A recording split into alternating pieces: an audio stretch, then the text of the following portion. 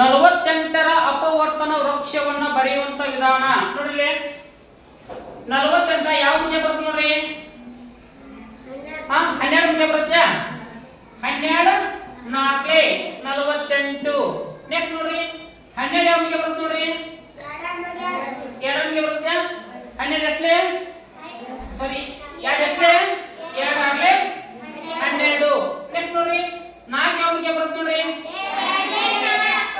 2 ಆಗಲೇ 4. ನೆಕ್ಸ್ಟ್ ನೋಡ್ರಿ 6 ಯಾವ ಮುಂಜೆ ಬರುತ್ತೆ ನೋಡ್ರಿ? 3 ಮುಂಜೆನಾ? 3 ಆಗಲೇ 6. ನೋಡ್ರಿ ಈ ರೀತಿಯಾಗಿ ಅಪವರ್ತನ ವೃಕ್ಷವನ್ನ ನಾವು ತಯಾರಿಸಬೇಕಾಗ್ತದ. ನೋಡ್ರಿ ಈ ಎರಡು ಸಂಖ್ಯೆ ನೋಡ್ರಿ 2 3 6 ಒಂದೇ ಸ್ಟೆಪ್ ಸರಿ ಇದೆ.